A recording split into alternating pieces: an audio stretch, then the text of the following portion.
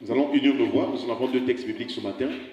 Et les bonnes voix, lisons la parole de Dieu au nom de Jésus. Genèse, chapitre 12, le verset 8. Il se transporta de là vers la montagne, à l'orient de Bethel, et il dressa ses tentes, ayant Bethel à l'occident et Haï à l'orient. Il bâtit encore là un autel à l'Éternel, et il invoqua le nom de l'Éternel. Exode chapitre 33, le verset 8. Et lorsque Moïse était entré dans la tente, la colonne de nuée descendait et s'arrêtait à l'entrée de la tente. Et l'Éternel parlait avec Moïse. Amen. Amen. Que Dieu nous bénisse.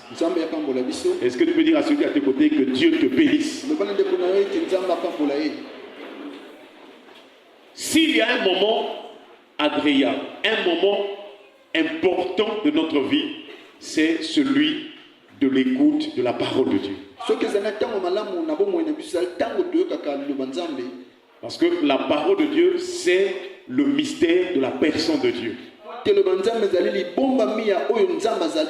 Dieu est invisible. Personne ne peut voir Dieu. Mais quand Dieu s'est décidé de se révéler aux hommes, il a pris la forme de la parole. Il est parti de l'éternité passée et il a créé le temps. Est-ce qu'on parle la paix de Seigneur? Et c'est là où nous voyons qu'au commencement, Dieu a créé les cieux et la terre. Mais c'était la parole qui créait. Parce que Jean dit, au commencement était la parole, et la parole était avec Dieu, et la parole était Dieu. Elle était au commencement avec Dieu. Toutes choses ont été faites par elle. Et rien de ce qui a été fait n'a été fait sans elle. En elle était la vie, et la vie était la lumière des hommes. Voilà, frères et sœurs, c'est cette parole qui continue à œuvrer jusqu'aujourd'hui. C'est cette parole qui parcourt toute la Bible. Voilà pourquoi dans la parole on nous dit méditons la parole jour et nuit. Plus tu as la connaissance de la parole, plus tes progrès seront évidents parmi les hommes. Si tu veux évoluer, tu dois croître en prenant le lait spirituel qui est la parole de Dieu. Plus tu es vide, tu n'as pas la parole, plus tu auras des problèmes. Mais si tu es rempli de la connaissance de la parole, la parole te donnera la sémence. C'est elle qui donne la sémence au semeur. La parole te donnera du pain. Parce qu'elle-même, cette parole, est le pain du ciel. Et quand elle descend, elle donne aux hommes la vie. Et nous prions ce matin, pendant que tu écoutes cette prédication, cet enseignement, que tu reçois la vie. Alléluia. Amen. Dimanche dernier, nous étions en train de parler des autres signes de la honte. Et nous étions précisément sur l'ignorance de Dieu qui est une honte. Une personne qui ne connaît pas Dieu, c'est une malédiction.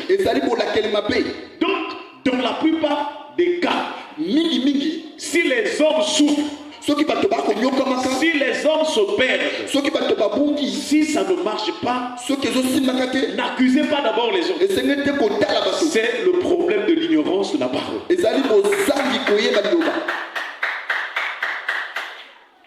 Dans nos maisons, dans nos occupations quotidiennes, nous avons plus de temps pour autre chose que la parole, que Dieu. Voilà pourquoi ça ne marche pas. Mais puisque tu es encore en vie, c'est le temps de racheter le temps. Essaie de te ressaisir. Essaie de t'éveiller spirituellement. essaie de prendre la décision que cette année, tu dois en avoir la connaissance de la parole. Frères et sœurs.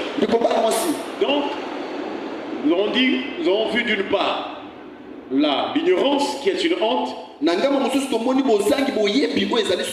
et d'autre part la connaissance de Dieu. Donc si tu ne connais pas Dieu, c'est une malédiction, c'est une honte. Et l'ignorance de Dieu t'emmènera à faire ce qui est mal, le péché, les mauvaises choses, les mauvaises actions.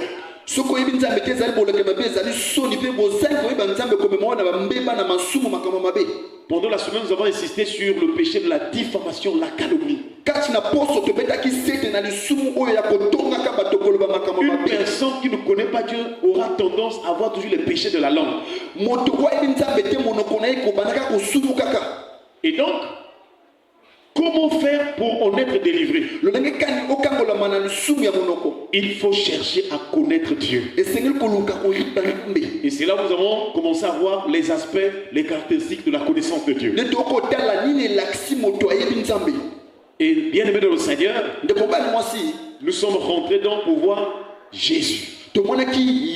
Parce que Jésus, c'est lui Dieu qui est venu parmi les hommes. Sans Jésus, tu ne peux pas connaître Dieu. C'est lui, le Dieu véritable. C'est lui, la parole qui a revêtu la chair et qui est venu parmi les hommes. Frères et sœurs, c'est donc dans la vie de Jésus que nous allons connaître le Père. Et Jean chapitre 17, verset 3 que nous avons lu dernièrement.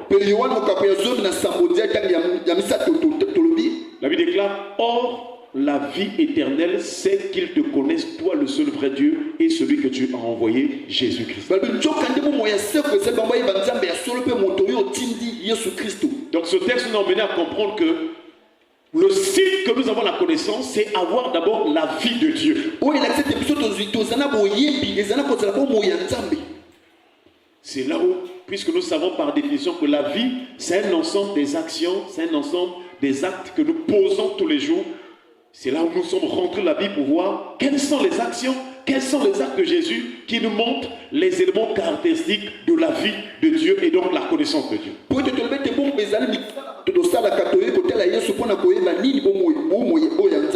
Et nous avons vu précisément dans Actes chapitre 10, verset 38. Nous rappelons souvent parce que la semaine, les gens ne sont pas souvent là. La Bible déclare, Actes chapitre 10, verset 38. Vous savez comment Dieu a oint du Saint-Esprit et de force Jésus de Nazareth, qui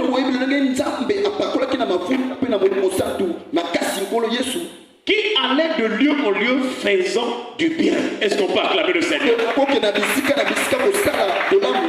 Et guérissant tous ceux qui sont sous l'empire du diable, car Dieu était avec lui. Donc ce texte montre que Dieu était en Jésus. Pendant que Jésus était sur la terre, nous avons expliqué que le Jésus qu'on voit sur la terre, c'est son humanité, c'est le corps humain que Jésus a porté. Mais à l'intérieur de ce corps, il y avait la divinité.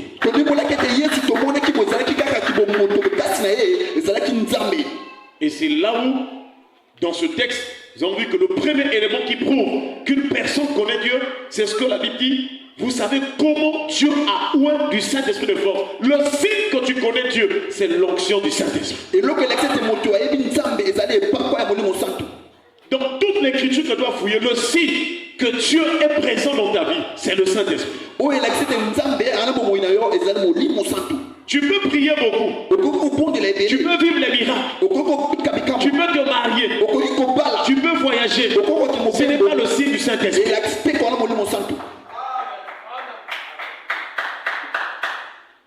Et donc, la Bible nous exhorte à chercher le baptême du Saint-Esprit. La Bible nous exhorte à chercher à être rempli du Saint-Esprit. Oh, toi, tu aimes Dieu, c'est vrai. Tu viens souvent à l'église. connaissent une chose, le baptême du Saint-Esprit. Ça doit être une expérience personnelle avec lui. Tu peux lire toute la Bible, mais tant que tu n'es pas rempli du Saint-Esprit, ça sera une vie vraiment chrétienne avec des problèmes. Voilà pourquoi nous avons vu le témoignage des disciples, des apôtres de Jésus. Tous ceux qui suivaient Jésus, ils avaient reçu l'enseignement. Mais Jésus leur a dit, restez encore à Jérusalem jusqu'à ce que vous soyez baptisés du Saint-Esprit. Dans Actes chapitre 1 verset 8, Jésus promet. Il dit, mais vous recevrez une puissance. C'est-à-dire, il y a plusieurs puissances dans ce monde. Mais il y a une qui est au-dessus de toutes les puissances. C'est la puissance qui vient par la personne. Mais vous recevrez une puissance. Toi, tu veux que ton dossier, là, qu'on puisse retenir ton dossier. Tu veux qu'on t'appelle. Tu veux te mouvoir pour aller loin. Le Saint-Esprit. Parce que dans la promesse, il dit, mais vous recevez une puissance.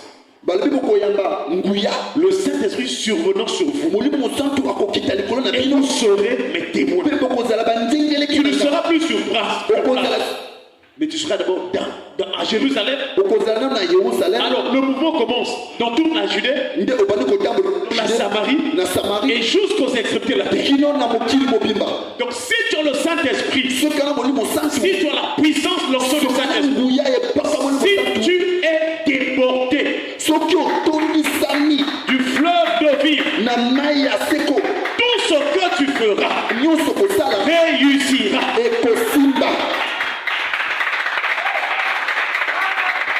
Alléluia.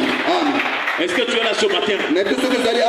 Le Saint-Esprit, quand il saisit une personne, c'est ce que nous avons vu dimanche passé, il te met en mouvement. Le Saint-Esprit a donné l'intelligence même aux villageois. Les gens qui n'avaient pas étudié, mais il a parlé de leur bouche.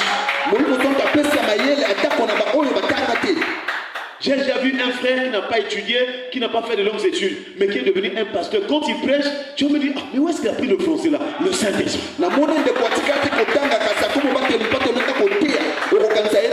L'œuvre du Saint-Esprit, c'est le miracle le plus extraordinaire qui fait fuir le diable. Quand une personne est revêtue de la puissance, les démons libèrent les corps. Ils s'enfuient. Je vous assure, cherche la puissance Saint-Esprit. Nous l'avons déjà expliqué dimanche dernier. Comment avoir la puissance Saint-Esprit? Première chose, la prière. Répète après moi la prière. La prière. Mais la prière a beaucoup de sujets. Il ne faut pas chercher la prière. Non, c'est donne-moi le mariage. Si tu cherches le mariage, tu auras le mariage, mais tu n'auras pas la puissance Saint-Esprit. Et ce jour-là, pendant qu'ils attendaient, ils étaient à Jérusalem en train de prier. Ils étaient en train de glorifier le Seigneur. Ils étaient en prière. Lorsque tu pries, n'arrête pas la prière si tôt. Quand tu as commencé à prier, laisse-toi conduire par l'Esprit.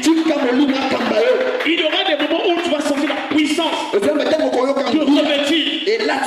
Je vous assure, pendant qu'il priait, la Bible déclare tout à coup, il vint du ciel un bruit comme celui d'un vent impétueux, et il remplit. Si les démons se manifestent par des vents, le Saint-Esprit est venu aussi comme un vent pour puisse chasser les démons au lieu de Jésus. Et il a rempli toute la maison. Ensuite, la Bible déclare des langues semblables à des flammes de feu, séparées les unes des autres, se poser sur chacun d'eux. Donc, lorsqu'une personne est baptisée Saint-Esprit, il y a des signes. Ce n'est pas le forcing. Tout parler en langue n'est pas forcément le Saint-Esprit. Il y a des démons aussi qui imitent cela.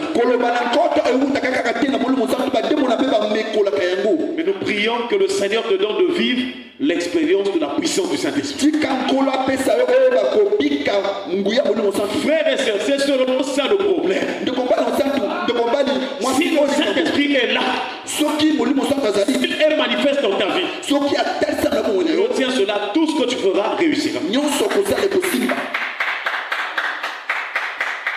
Alléluia. Amen.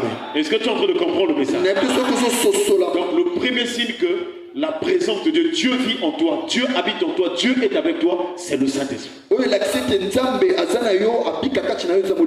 Voilà pourquoi David était un homme particulier. Le secret de David, c'était aussi l'onction du Saint-Esprit.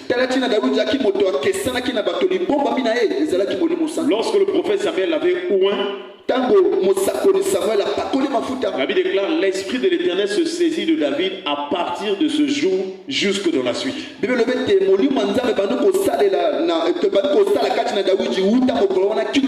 le Seigneur nous oigne ce matin au nom de Jésus. Que ton nom intérieur soit débordé du Saint-Esprit au nom de Jésus. Une personne qui est baptisée du Saint-Esprit, elle a la vérité de la parole.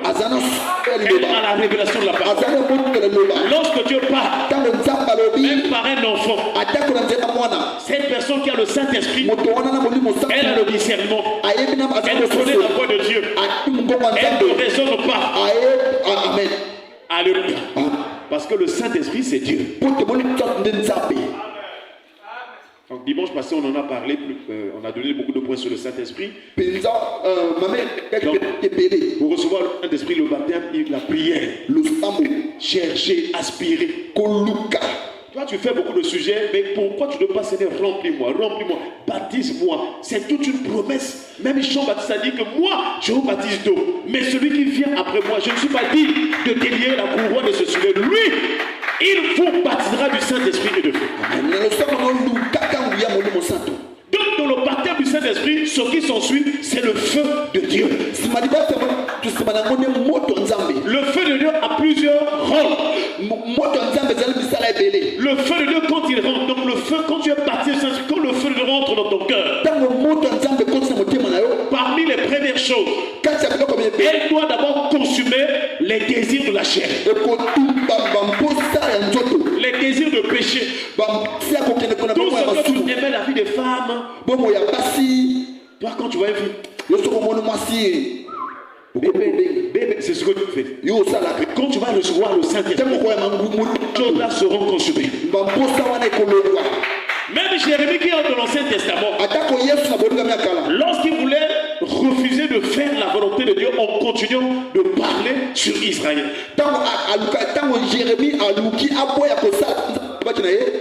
Je crois Jérémie chapitre 20, le verset 9. Amen.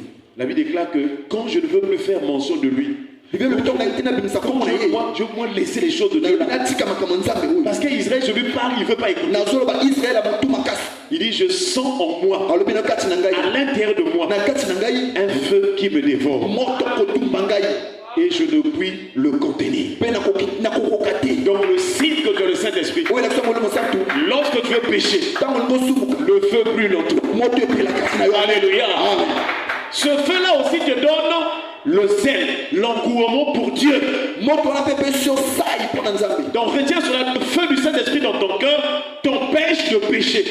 Et il consume les désirs, les mauvais désirs. Tu peux sentir dans ta chair les mauvais désirs, mais tu n'auras pas la force d'aller accomplir ces mauvais désirs. Deuxième chose que le feu fait, il te donne la force, la soif de servir Dieu. Si tu ne fais pas quelque chose pour Dieu, tu n'es pas à l'aise. Et quand tu écoutes la parole, tu es dans la joie, tu es content, tu as envie de rester encore comme cette sœur-là qui s'appelle qui? Marie. Elle était au pied du Seigneur en train d'écouter l'Éternel. Alors qu'il y avait des travaux ménagers, elle a laissé d'abord, je laisse d'abord la maison. Moi, je dois écouter Dieu. Amen. Est-ce qu'il y a des maris ce matin?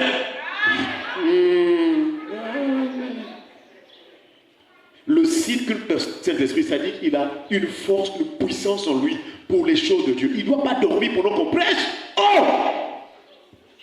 Comment? Amen. Tout ce qui est de Dieu, c'est une joie. C'est-à-dire que, quel zèle pour le Seigneur. Voilà pourquoi les deux disciples qui étaient sur le chemin de Maïus, quand Jésus leur parlait des choses de Dieu, expliquait les Écritures, et que Jésus s'est révélé après la Sainte Seine, ils se sont dit, notre cœur ne brûlait-il pas?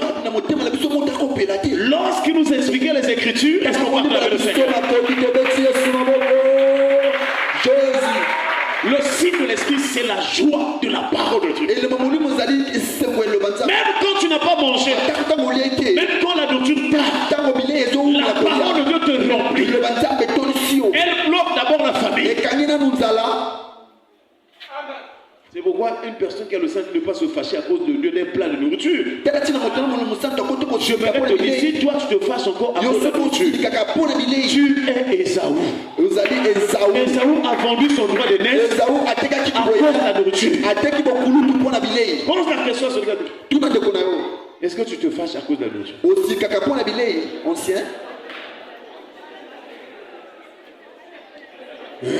Amen. Entre les hommes et les femmes, lesquels se fâchent beaucoup pour la nourriture? Les hommes. Eh? Les hommes. Ah! Il dit les femmes, là, les hommes. C'est-à-dire qu'ils se fâchent vraiment si la nourriture n'est pas cuite. Les hommes. Eh? Ça dépend. Mais d'une manière générale. Les hommes. Bon, on va prendre un exemple. Entre les enfants garçons et les enfants filles, lesquels qui se fâchent trop pour la nuit, qui pleurent. Les garçons. Les filles. Les garçons. Que Dieu nous pardonne. Alléluia.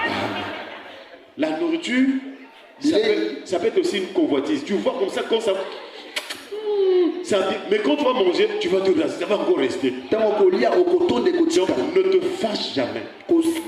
Ne vends pas ton droit de naissance. Ne détruis pas ta foi. Ne rentre pas dans la colère à cause de quelque chose qui périt. Mais je ne dis pas que toi, non, la femme, le mari a donné son argent, toi tu es souvent sur internet, tu passes du temps, il arrive, après le travail, il arrive. La notion, oh non chérie, attends d'abord. Une femme, une véritable femme, qui craint Dieu, va toujours apprêter les choses à tort. Est-ce qu'on parle de la Seigneur? Le Saint-Esprit n'agit pas seulement dans la parole, il agit aussi même dans tout ce que tu vas faire après. Je vous assure. Quand Paul a prêché la doctrine, il prêchait la doctrine. Vous allez remarquer même dans l'épître, je crois aux Éphésiens et aux Colossiens, quand il finissait de parler les choses spirituelles de Dieu, il rentrait dans les maisons pour dire que dans la maison, il faut que la femme soit soumise à son mari. Amen.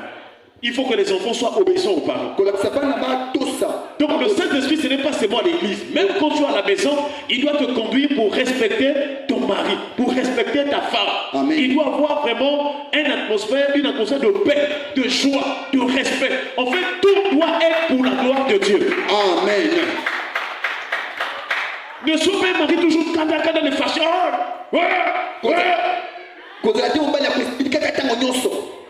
Qui a été précipité sur la terre et qui est en colère? Qui? Donc si toi tu es souvent en colère, sache que tu es fils du diable. L'enfant doit être doux, il doit être en paix, il doit apporter la paix. Même quand tu as raison, tu dois apporter la paix à ton prochain. Amen. Apporter la paix, c'est un signe de la vie dans le royaume de Dieu. La Bible déclare heureux ceux qui procurent la paix, car le royaume de Dieu est derrière. Si dans tes attitudes tu aimes te fâcher, tu changes d'humeur, tu as encore un problème. Dans le royaume, c'est la justice, la paix et la joie par le Saint-Esprit.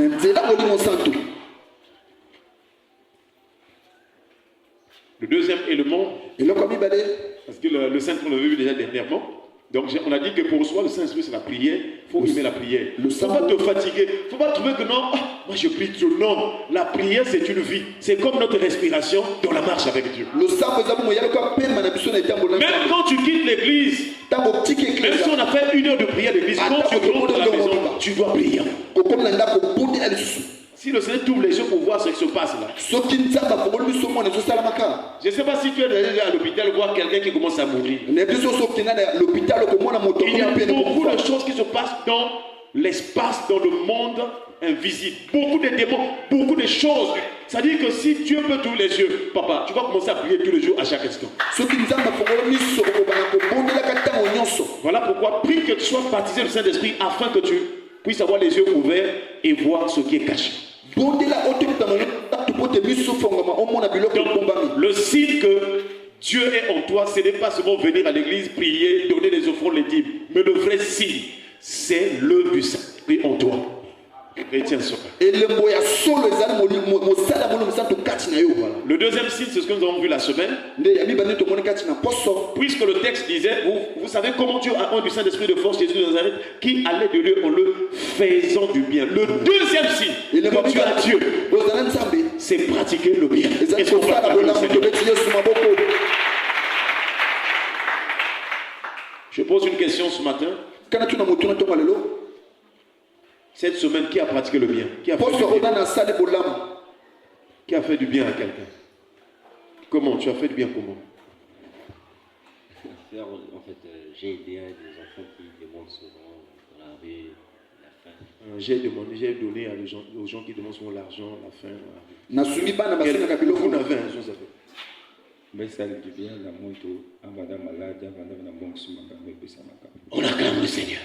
Alors j'ai aidé à acheter des Donc le bien, c'est partager aussi quelque chose. Nandia, qui a fait? C'est qui beaucoup. Donc si tu ne soulèves pas aussi la main, donc ça veut dire toute une semaine tu n'as pas fait le bien. Mais c'est grave.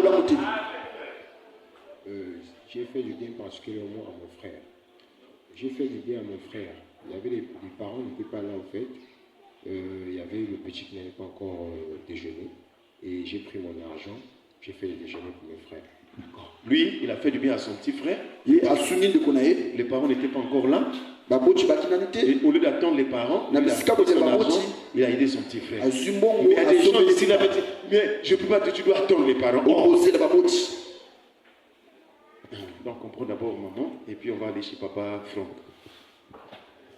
Mais ça bien, on a voisin à quartier, il va mettre un avocat. Même si je suis avocat, il n'a pas partagé encore, me tourne.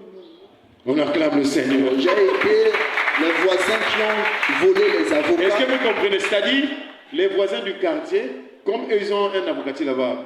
J'ai mangé ça la semaine. Vraiment, des avocats, quand tu manges, tu as même le sommeil, tu dois faire la sieste. Il y a des avocats qui sont bénis. Mais il y a des avocats, quand tu vas te taper pour la bola, dès que tu goûtes comme ça, c'est aigre. On vous mélange seulement la mayonnaise là. Mais les avocats là ont été volés par les gens du quartier. Et quand il a trouvé ces voleurs là, si c'était toi, tu dis bonne affaire. On va où? Au PSP. Dans la vie, il y a des choses qu'on peut emmener au PSP. Oui, c'est vrai, c'est juste parce qu'il faut que l'État aussi correctionne les malfaiteurs. Mais il faut toujours agir avec sagesse. Amen. Il y a des gens qui volent parce qu'ils n'ont pas eu à manger. Il faut toujours discerner aussi.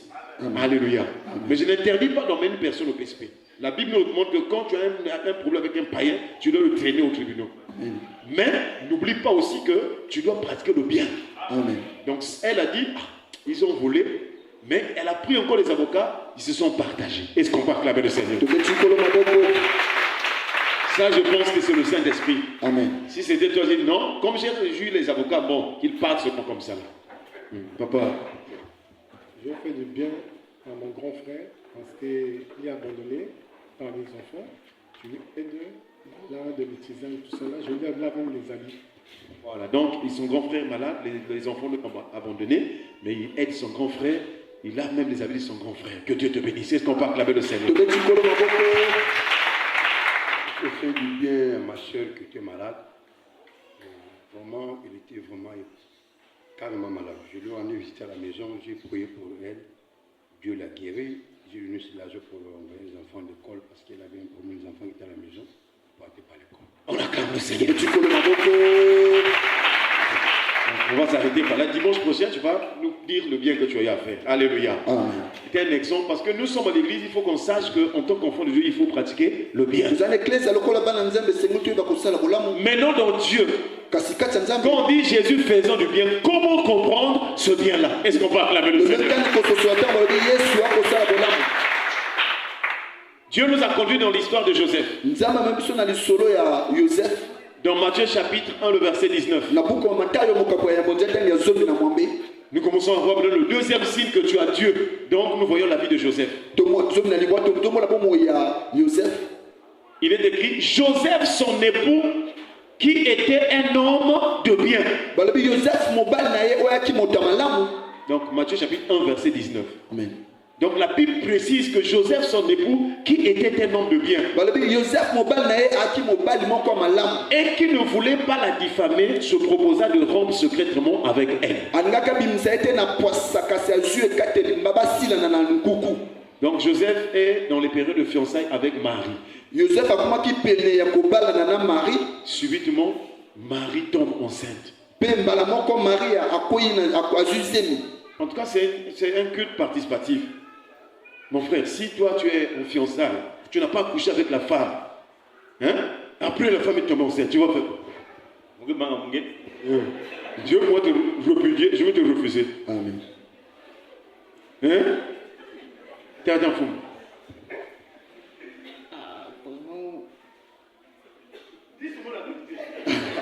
Ça, pour accepter ça, il faut avoir l'esprit, mais si tu n'as pas l'esprit. On acclame le Seigneur. Ça dit, vous êtes avec la femme, tu ne l'as pas encore touché, mais elle tombe enceinte. Frère, tu vas faire comment? Je refuse. Je refuse. Mais la Bible nous dit, Joseph, pour se séparer, il n'a pas parlé cela aux gens. Mais si c'est toi et moi, on va devoir chercher une personne pour en parler. Mais il a dit, on doit régler les choses dans le secret. Donc il n'a pas diffamé, il n'a pas calomnié, parlé mal comme son frère. Le signe que tu as le bien, tu as Dieu en toi. Tu ne dois pas parler du mal de ton frère, de ta femme, de tes enfants. Tu ne dois pas calomnier, diffamer. Tu ne dois pas dénigrer ton frère, ton prochain. Tu ne dois pas jeter l'opprobre, la honte sur ton semblable. Ne fais jamais honte à une personne. Comme a dit le frère, il faut l'esprit. Et Joseph a su gérer la chose dans le secret. Il y a un texte de Proverbes, je ne l'ai pas en tête, mais le texte dit que celui qui, je crois, livre les secrets, il divise les amis, mais celui qui les retient, les cache, il cherche l'amour. Il y a un texte comme ça. Amen. Donc Joseph était un homme de bien, il cherchait l'amour et il a réglé la chose dans la situation dans le secret. Et heureusement pour lui aussi, pendant qu'il voulait aussi la répudier, l'ange Gabriel est venu le visiter. Est-ce qu'on peut acclamer le Seigneur? Et c'est là où l'ange lui explique, non, cette grossesse est une grossesse par le Saint-Esprit. Amen. Donc il y a des choses, au lieu que tu ailles divulguer ou bien diffamer, cherche d'abord la volonté de Dieu. Quand Dieu va te donner la solution, quand il va résoudre la chose, tu vas être épargné de ce péché. Amen. Donc le bien, c'est vraiment ne pas calomnier ou ne pas faire du mal à ton semblable, à ton prochain. Et c'est là où le Seigneur a commencé à nous montrer comment réellement nous devons aussi éviter d'être dans les calomnies, la diffamation, parler du mal des autres.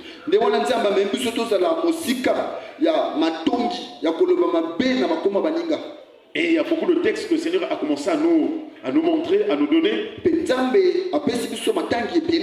Parmi lesquels nous avons vu donc le psaume.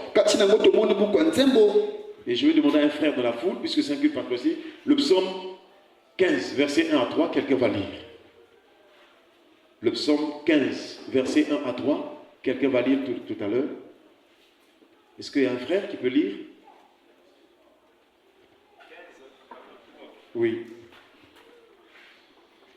Psaume 15, verset 3.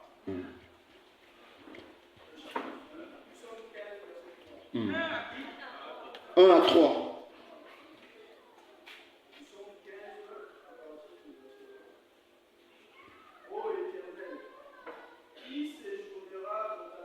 Ô Éternel, qui séjournera dans ta tente?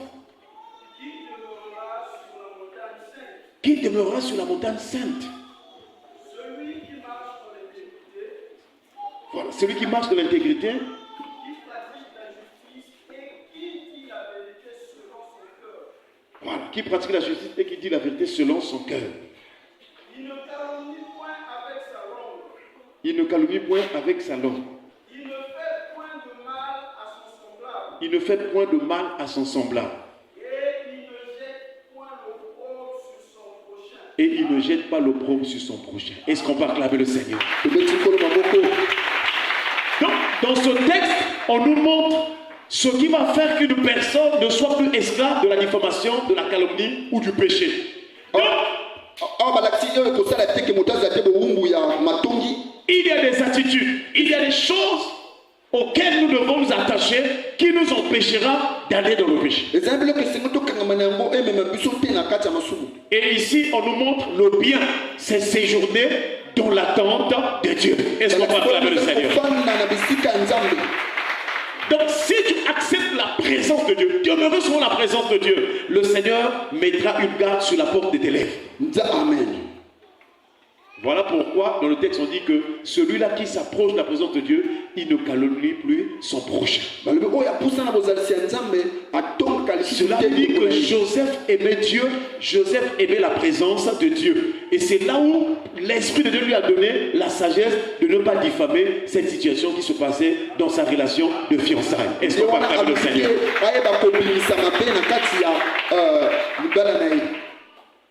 Voilà pourquoi ce matin nous avons lu les deux textes pour montrer aussi que dans la Bible, dans la marche avec Dieu, il y a un élément fondamental, l'attente. L'attente. Amen. Alléluia. Amen. Si tu veux être délivré de la vie de péché, tu dois aimer séjourner dans l'attente de Dieu. Par définition, l'attente, c'est un abri, c'est un endroit où l'homme est protégé du danger.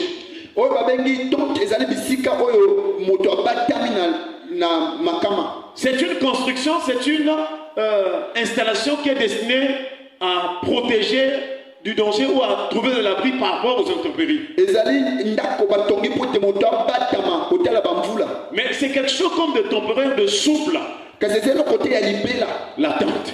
Et tous ceux qui ont marché avec Dieu pour la plupart, ils avaient des tentes. Est-ce qu'on va acclamer le Seigneur?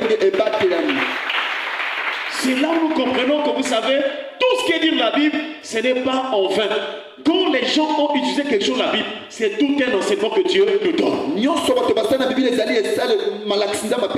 Parce que dans le psaume 15, le verset 1, il dit: Qui, ô Éternel, qui séjournera dans ta tente? Or les Noé, les Abraham, eux tous, ils ont marché, ils ont vécu sous des tentes. Est-ce qu'on va acclamer le Seigneur? Frères et sœurs, c'est merveilleux. Donc Genèse chapitre 9, verset 27. Il est écrit que Dieu étende les possessions de Japheth, qui habite les tentes de Sem, et Canaan soit leur esclave.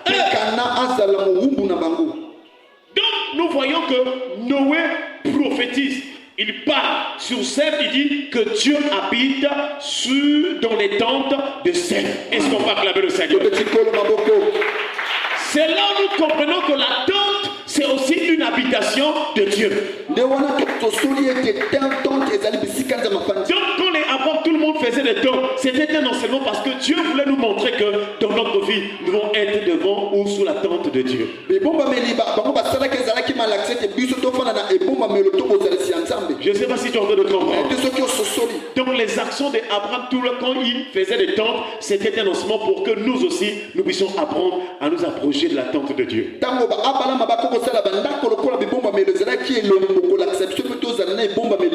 Dans Genèse chapitre 12, verset 8. C'est ce que nous avons lu ce matin. La Bible déclare, lorsque Abraham a reçu la promesse, et puis la Bible déclare que Abraham obéit et partit comme l'Éternel le lui avait dit. Au verset 8, la Bible déclare: il se transporta de là vers la montagne à l'orient de Bethel, et il dressa ses tentes, ayant Bethel à l'occident et Aïe à l'orient. Il bâtit encore là un autel à l'Éternel, et il invoqua le nom de l'Éternel. Amen. Donc nous voyons dans la vie d'Abraham, le père de la foi, le père des circoncis et des incirconcis. c'est lui qui avait l'héritage. Dieu lui avait donné l'héritage du monde. nzambe apesa ye nkita na mokili Si dans la tentation de Jésus au désert, soki na momeka na yesu na bili Satan avait dit à Jésus, satana abi na yesu montrons les royaumes du monde. alakisi bakonzi ya mokili Il dit, si tu te prosternes, ma dose, je te donnerai toutes ces choses, car elles m'ont été données. alobi soki ofukami na kopesa oyo topo tepesamela Satan oubliait que Dieu avait choisi un homme, Abraham. satana abosaki Et nzambe il lui apona avait moto fait la promesse apesa ye de laka la bénédiction. ya lipamboli Et toutes les nations de la terre seraient bénies par Abraham ou en Abraham. bikolo nyonso ya mokili ekopamba Le diable peut t'attaquer dans n'importe quel domaine. sabulaka okobundisa yo na Dieu a toujours une réserve pour toi. mazali oyo abombi Tu es en mpona train yo de traverser des situations difficiles. ozoleka matango Il y a mpasi toujours une réserve. ezana oyo Il y a toujours une réserve. ezana Il y libongo a ya toujours bili une porte de sortie. Il y ezana a toujours etuki ya quelque kobima chose que ezana Dieu eloko fera nzambe akosala pour t'en sortir. mpona bimisa yo Car on ne peut pas contenir Dieu. po te nzambe bakoti kokanga ye Car Dieu, c'est lui qui remplit tout. Et on va acclamer le Seigneur. nyonso tobeti yesu maboko Et Abraham, dans ses marches, il a dressé ses tentes aye kotia bandako na et ye il a bâti un hôtel. mpe aye kotia Il a etumbe invoqué le Seigneur. mpe abeleli nzambe Donc, avant de prier Dieu, yambo obondela nzambe avant d'invoquer Dieu, yambo obelela il nzambe faut que tu saches être sous la tente. lukana noza na kati ya Tu dois ebombamelo être dans la tente. esengo oza na kati ya ebombamelo Alléluia. ndako ya Et c'est ebombamelo cette tente-là que nous voulons savoir nde qu'est-ce que wana c'est. ndako tolingi tomona Pour connaître l'importance de la tente, mpona koyeba komona motu ya il faut ndako rentrer dans la marche d'Israël. esengi omona etambelo ya Déjà, israela quand Dieu parle de, il donne la vision du tabernacle à Moïse. ntango nzambe apesi ebonisolo ya mongombo na Dans Exode chapitre 25 nabuka kokende na mabele laka et Exode chapitre 26, Dieu donne des détails.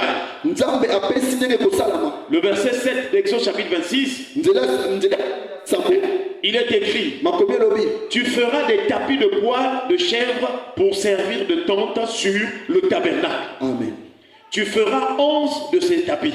amen Et c'est là nous voyons que là où il y avait le tabernacle, on faisait des tapis de chèvre pour couvrir. Ça servait de tente pour couvrir le tabernacle. Donc le tabernacle, le lieu où Dieu venait habiter avec son peuple, était couvert par des tapis de chèvre. amen Et ces tapis-là, Dieu l'appelle les tentes. Est-ce qu'on peut acclamer le wana Seigneur? nzambe abengi tente C'est là où nous comprenons que c'est tout un mystère. nde tomona eza libombami monene On ne va pas tout finir dans ce matin. tokotisa Dans toute la Bible, la tente est un mystère. nyonso na kati ya biblia bao babengi tente Mais ezali qu'est-ce qui va se faire nini yango esengi kosala lorsque la tente est dressée? ntango batie ndako Dans Exode chapitre 33, le verset 8, na buku ya kokende na mabele laka il est écrit, makomi elobi lorsque Moïse se rendait à la tente, ntango mose akokende na ndako donc la tente de l'Éternel, na ndako ya nzambe lorsque Moïse se rendait à la tente, ye kokende na ndako ya nzambe tout le peuple se levait. Est-ce qu'on peut l'acclamer le Seigneur? kotelema kende maboko Le respect de la présence de Dieu. koyeba komemia bozali ya Moïse est en nzambe train d'aller à la tente de Dieu. mose akende na ndako ya nzambe Mais le peuple d'Israël, libota ya israele pour le respect mpona komemia de l'habitation de Dieu, bisika nzambe afandi Israël, chacun sous sa tente se levait aussi. moko na moko atelemi mpe Pour voir comment Moïse est en train de s'approcher de Dieu. komona lonkani mose apusami na mpene Et ya la nzambe Bible déclare, lorsque Moïse se rendait à la tente, tout le peuple se levait, chacun se tenait à l'entrée de sa tente. moko na moko atelemaki liboso ya ndako na ye S'il y a une tente pour l'Éternel, Dieu veut que cette présence soit avec nous, même dans nos maisons. soki eza na ndako ya nzambe nzambe alingi bozalisi wana mpe ezala na bandako na biso Et donc chacun se tenait à l'entrée de sa tente et suivait des yeux Moïse jusqu'à ce qu'il soit entré dans la tente. Est-ce qu'on peut acclamer le Seigneur? ekuke ya ndako na azolanda mose kino akota na ndako ya nzambe Frères et sœurs, ndekobali mwasi c'est merveilleux. ezali malamu Moïse, mose quelle grâce! oyo ngolu Il rentrait dans la tente de l'Éternel. akota na kati ya ndako ya nzambe Il s'approchait de la présence de Dieu. apusa na bozalisi ya nzambe Mais pourquoi Moïse a obtenu cette grâce? mponi mose azwaki C'est parce que Moïse, po te mose Dieu l'avait visité. nzambe amonisaka Dieu l'avait rencontré. nzambe akutamaki Il était sur le mont Horeb aki na ngomba oreb pour paître les troupeaux. mpona koyeba kobokola banyama Et Dieu l'a visité. kasi nzambe Mais avant amonisaki que Moïse n'entre en contact avec Dieu, yambo mose akutama na il nzambe avait raisonné ye akanisi parce qu'il venait de l'Égypte. po awutaki Il avait ses Egypte raisonnements. aki na makanisi na ye Lorsqu'il a vu le sang ntango amoni nzete qui était en feu, ezozika moto il dit, je vais me détourner. alobi nake na ngambo Est-ce mosusu que toi aussi dans ta vie, yango mponi dans tes prières, na losambo na Tu fais selon ta volonté. Je veux me détourner. Je veux voir comment ça se passe. Est-ce que dans cette situation, est-ce que si Dieu veut faire quelque chose, est-ce que ça marchera?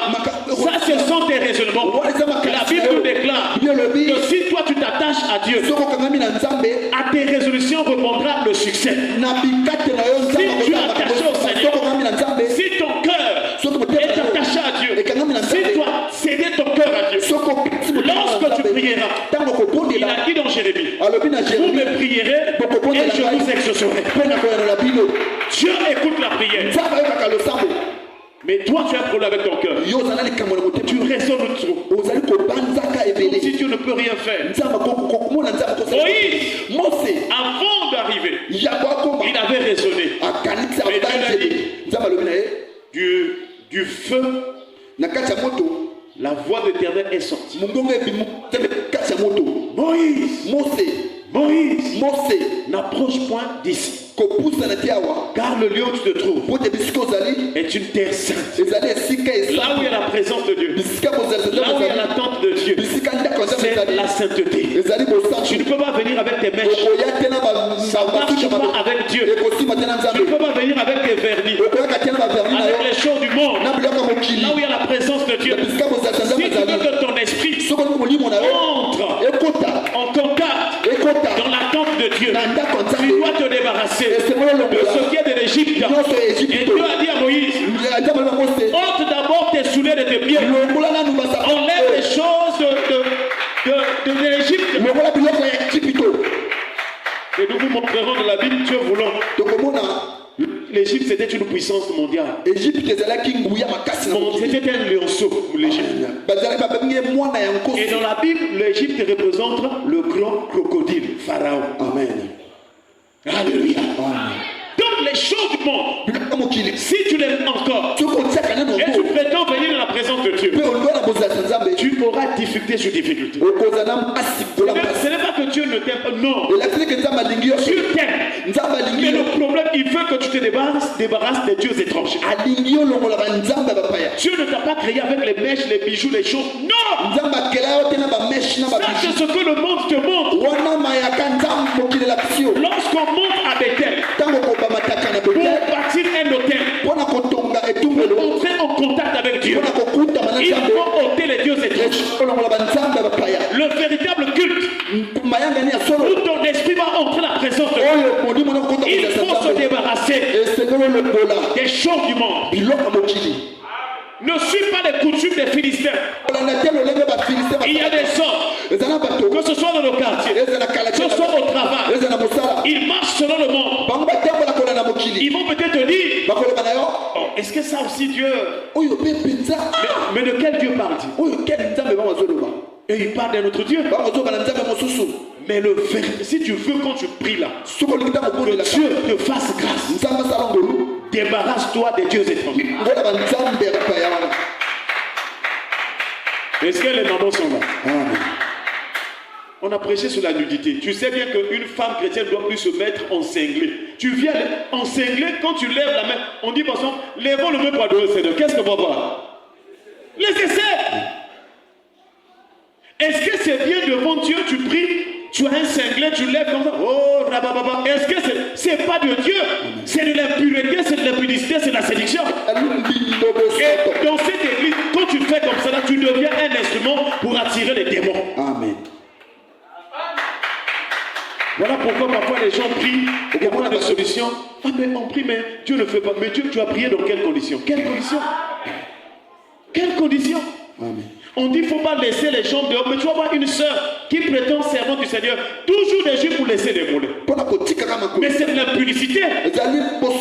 Je t'assure, s'il y a des pasteurs qui te disent pas ça, je te dis la vérité. Si tu viens avec tes mollets là dehors, tu es nu. Amen. Tu es nu dehors. Et ça ne marche pas. Tu vas passer beaucoup d'années. Ah, mais moi je prie, je vais à l'église. Tu viens chez les hommes, tu ne viens pas auprès de Dieu. Voilà pourquoi ça ne marche pas. Et Moïse, quand Dieu l'a dit, ôte tes souliers de tes pieds. Pourtant c'était seulement des souliers et des sandales peut-être. Est-ce que vous avez dit, oh non, mais Seigneur, mais en même temps pour me parler, est-ce que je dois enlever? Moïse a ôté ses souliers. Et Dieu lui a donné la mission qu'il avait pour la délivrance d'Israël en Égypte. Si tu n'enlèves pas ces souliers-là, tu ne pourras pas accomplir ta mission sur la terre. Or, nous savons les sandales ou les souliers, c'est ce que Paul nous montre. Dans Éphésiens chapitre 6, je prends le verset 15. Il dit, mettez à vos pieds pour ces chaussures le zèle que donne l'évangile de paix. Est-ce qu'on parle de ça? Or, l'évangile, c'est le cœur de notre marche. La mission de tout chrétien, c'est l'évangile. Mais comment tu peux servir Dieu avec les souliers de l'Égypte?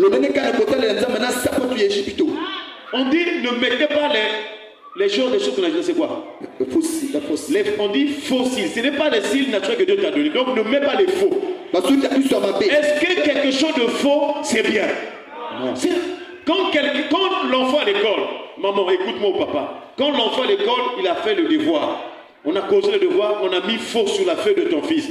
Est-ce que tu seras content? Est-ce que c'est bien?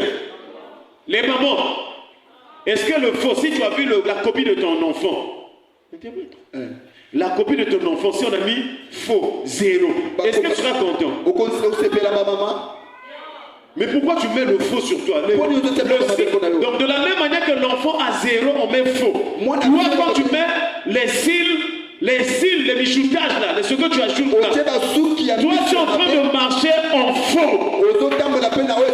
Ça veut dire qu'après le monde tu dis je suis belle. Mais devant Dieu on dit faux.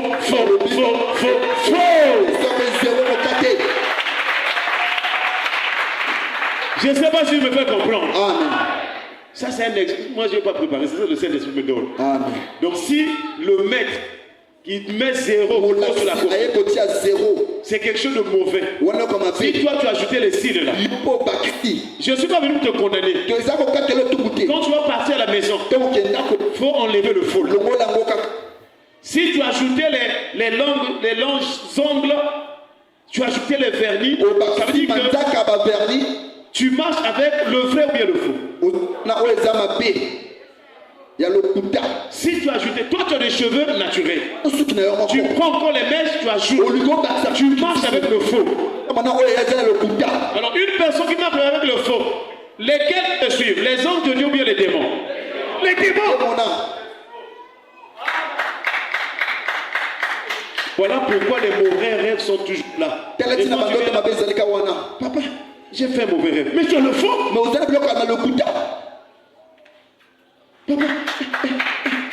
Papa, quand je trouve un homme, il m'abandonne. L'homme là t'abandonne parce que tu as le faux. Reste naturel, tu seras une fille de Sarah. Il y a des femmes dans ce monde. Je ne dis pas que tu es très belle. En tout cas, tu es belle. Mais il y a des femmes aussi qui sont plus belles que toi. Mais elles se sont dépouillées. Elles sont comprises. Elles ont rencontré Dieu. Elles ont dit nous abandonnons les choses du monde. Je ne sais pas comment on va prêcher. On vous dit que si la beauté du monde là, si c'est ça qui donnait le mariage, toutes les prostituées seraient comment?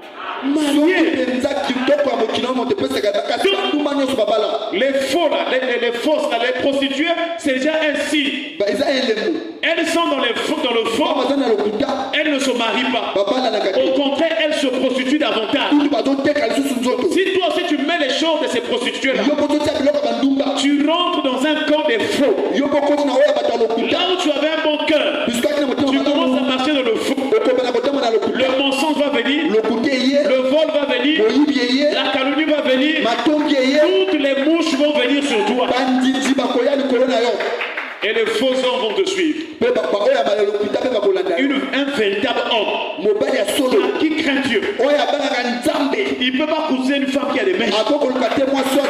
Une personne qui a le Saint-Esprit, il voit comme de la boue. En fait, si le Saint-Esprit t'ouvre les yeux, quand tu vois une femme avec la beauté du monde, c'est là que tu vas comprendre. Mais ça c'est le théâtre. Je disais à une soeur hier, elle dit papa, j'ai vu une soeur comme ça. Ah, c'est comme ça. Oh. Donc je me suis rappelé ceux qui connaissent bien les artistes du monde, il y a un groupe qu'on appelait Très Fâché. Je ne sais pas si tu connais Très Fâché. Hein? Il y a un groupe, un ancien groupe qui dansait comme Très Fâché. Donc le groupe là, les hommes, ils mettaient les fossiles, ils mettaient les peintures là qu'on appelle. Les moustaches, donc il met les choses sur eux. On appelait le groupe là Très Fâché. Donc j'ai dit à la sœur, si tu vois une femme qui met les beautés du monde, il faut l'appeler Très Fâché. Donc elle est fâchée contre la beauté. Pose la question, est-ce que tu es très fâché? Il dit, ah papa, vous bien que nous soyons. Est-ce que maman tu es très fâché? Maman est très fâchée. C'est-à-dire, je pense, non? Si tu te respectes, tu es sincère sur ta vie, tu ne peux pas mettre ces choses-là. Parce que toi, tu es naturel, tu prends une peinture, tu mets. Quand on va au Beaux-Arts, c'est comme ça, non? Quand ceux qui font les tableaux de dessin, qu'est-ce qu'ils mettent? Les mamans répondent, qu'est-ce qu'ils mettent? La peinture. Tu n'as jamais vu, on prend un tableau, on commence à mettre les peintures, on dessine un visage. Donc, lorsque tu fais la beauté du monde, tu es en train de mettre la peinture. Je ne sais pas si tu es au Beaux-Arts. Est-ce que c'est toi la personne qui met la peinture là, on appelle comment? L'artiste, tout le monde, hein? L'artiste. Est-ce que toi tu es l'artiste ou bien toi tu es le dessin qu'on a mis là? Donc c'est une honte que le diable met sur toi, mais toi-même tu ne connais pas. Tu penses que je suis belle, je suis comme la poupée. Est-ce que la poupée c'est une personne fidèle à Dieu ou bien un démon? C'est un démon. La poupée c'est un démon. La poupée que tu vois là, qu'on met les poupées là, c'est de l'idolâtrie. J'ai prié avec une maman. Au moment où je priais avec elle, elle avait des problèmes des yeux, elle avait beaucoup de problèmes. Elle avait perdu son foyer, elle a perdu son mari, elle a perdu 4 enfants, elle a perdu les yeux, donc elle était dans la misère plus. Elle vivait vers Brossette là-bas. Je suis allé dans le quartier, on faisait une intercession, et puis un jour, on nous a dit qu'il y a une maman là-bas qui est vraiment de la misère, elle veut même se suicider parce qu'elle dit Dieu ne l'aime pas. Nous sommes partis, la première fois qu'ils sont rentrés la parcelle, on lui dit que non, les serviteurs de sont venus pour prier pour toi. Il dit non, Dieu ne m'aime pas. Dieu ne m'aime pas. Regardez ce que j'ai perdu le travail, j'ai perdu mon mariage, j'ai perdu mon mari, j'ai perdu les enfants. Vraiment si Dieu m'aimait, pourquoi tout cela? Donc elle ne nous a pas reçus. Il dit que je ne crois plus. Nous sommes repartis. On a commencé à prier maintenant à distance. Seigneur, touche le cœur de cette femme. Seigneur, délivre-la. Donne-lui vraiment la volonté de venir à la prière. Et un jour, pendant qu'on priait, on voit comme ça, elle avait demandé à ses filles de l'accompagner là où il y avait la prière. Est-ce qu'on peut acclamer le Seigneur? Maintenant, quand elle arrive, je la reçois. Ce jour-là, j'étais en train d'enseigner aussi sur la divination, les sciences de ce monde. Comment le diable trompe les gens à travers les sciences, à travers l'idolâtrie. Et elle a été touchée par le message. Elle a dit, pasteur, je veux te rencontrer. Et moi, j'ai profité de ces circonstances pour lui poser les questions dans sa vie. Comment est-ce qu'elle était en arrivée à cette situation misérable? C'est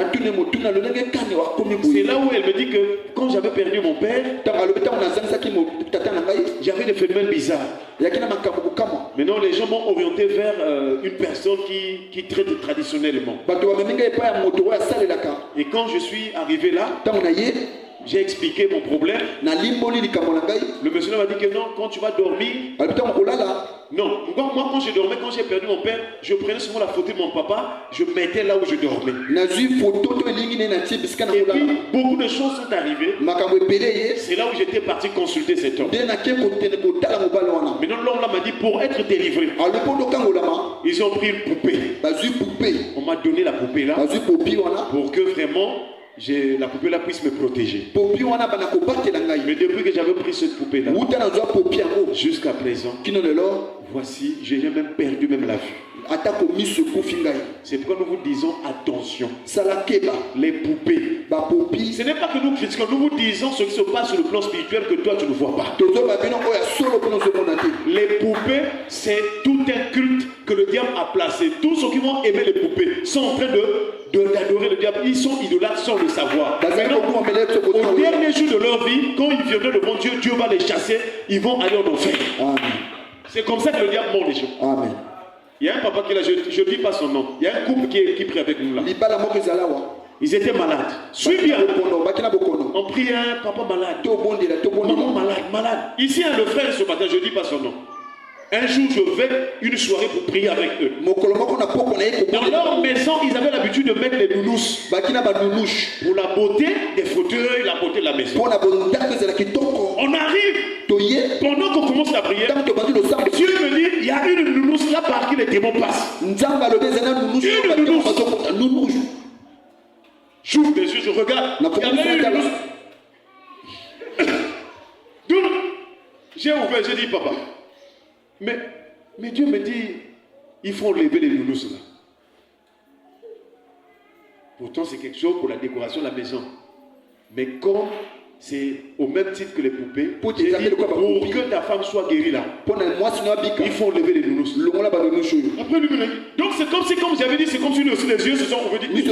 Mais les nounous là, il nous regarde comme ça.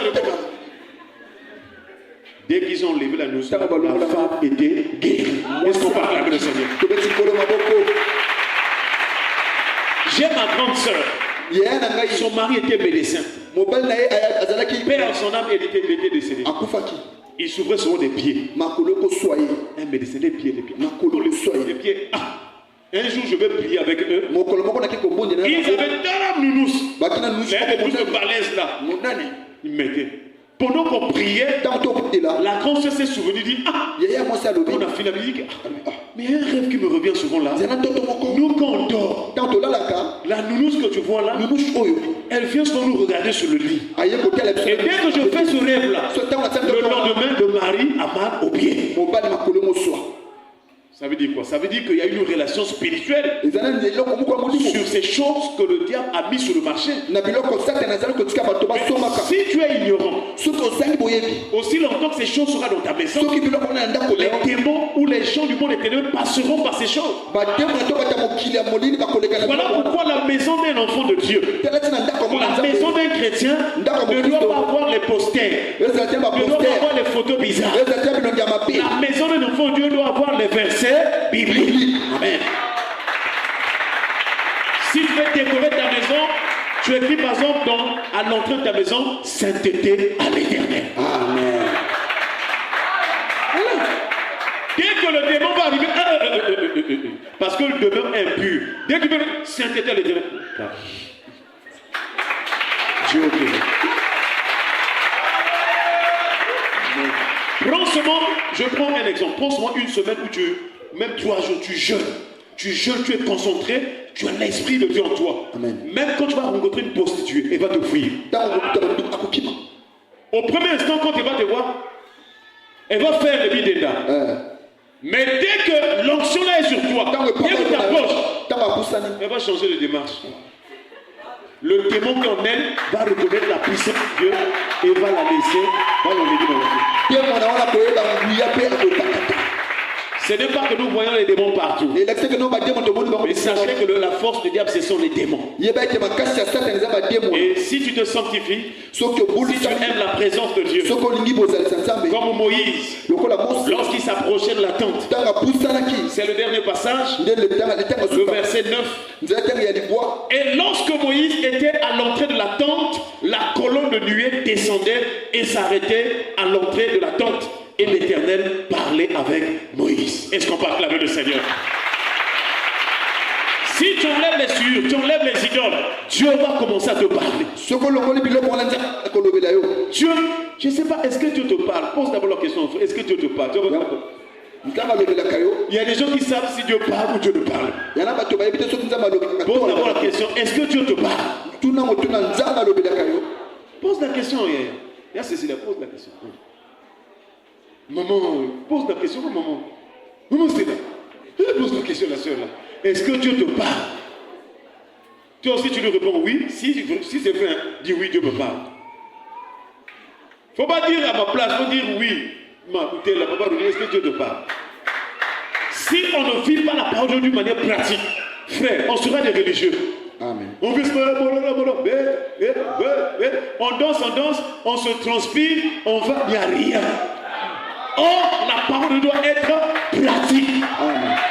Tu as écouté la parole quand tu vas même à la maison, tu sens la présence de Dieu. Amen. Je vous assure, si la parole que tu écoutes de tout ton cœur, tu mets ton cœur dans cette parole, même quand tu vas marcher, quelqu'un pourra témoigner, il va dire que toi là où tu pries là, Dieu est là. Alléluia. Amen. Alléluia. Amen. Pose encore la question à ton frère. Tuna sumo tuna. Est-ce que Dieu te parle? Nzambe alobelaka yo. Maintenant, si toi, tu n'as pas écouté Dieu, cette semaine, il faut rentrer en prière. Dieu n'est pas compliqué. Ne cherchez pas que le pasteur vienne avec des foulards. Qui veut recevoir Dieu? Fou! Oh. Mais ça, c'est le théâtre. Dieu est tellement puissant qu'il ne peut pas faire des grimaces. Dieu n'a pas besoin pour montrer qu'il est Dieu. Oh. Les pierres ont été baptisées du Saint-Esprit. Mais dès qu'il se lève, il dit que c'est ici la prophétie de Joël. Amen. Et il prêche la parole, 3000 convertis. Est-ce que Pierre avait fait des trans? Non. Est-ce qu'il y a des gens qui attendent seulement que non? Bon, qu'est-ce que Dieu a dit? Rien. Oh. Qu'est-ce que Dieu a dit? Rien. Oh. Si tu parles en langue, dis-nous ce que Dieu a dit. Amen. Parce que quand nous saurons ce que Dieu a dit, nous saurons aussi marcher avec Dieu. Amen. Mais si tu fais des rabababa, il n'y a rien. On ne sait pas ce que Dieu a dit. Comment est-ce que nous allons préparer au combat? Amen. Si la trompette rendait un sang confus, qui se préparait au combat? Amen. Que Dieu nous aide, s'il vous plaît. Je vous assure. Quand j'ai lu ce texte, j'ai dit, nous devons chercher la présence de Dieu. À la maison, prie. Ou que tu dis, Seigneur, apprends-moi à rechercher ta face. Apprends-moi à séjourner dans ta tente. Que mon cœur désire ta présence. Parle seul avec Dieu. Dieu va te changer. Il va te transformer. Et tu verras toi-même quand tu marches. Ça veut dire que tu vas sentir en toi une paix. Le monde est en train de se trouver dans le trou. Mais toi, tu auras la paix. Alléluia. Amen. Attention frères et sœurs, les temps sont finis. 2025 là, il y a des événements qui viennent encore. Et au fur et à mesure qu'on avance, il y a tout un ravage de l'ennemi. Mais ceux qui vont suivre l'ordre de l'Éternel, ceux qui vont obéir à la parole de Dieu, ceux qui vont être dans la présence de Dieu, ils seront épargnés. Alléluia. Que le Seigneur t'aide à recevoir la parole et à la vivre. Car tu viens à l'église pour être converti. On ne vient pas à l'église pour danser ou chanter. On vient pour que notre vie soit transformée. Et c'est par la parole que tu écoutes que le Seigneur va transformer ta vie. Afin que tu marches en nouveauté de vie. Que l'ancienne vie passe au nom de Jésus. Est-ce que tu peux te lever dans la prière? Est-ce qu'on peut se lever? Pendant qu'on nous conduit dans un cantique, tu vas prier pour dire, Seigneur, j'ai écouté ta parole, je te rends grâce. Apprends-moi la présence de Dieu. Apprends-moi à chercher ta face. Remplis mon cœur du désir de ta présence. Et le monde doit prier le Seigneur au nom de Jésus. Dis merci ta parole, aide-moi, apprends-moi Seigneur à chercher ta face.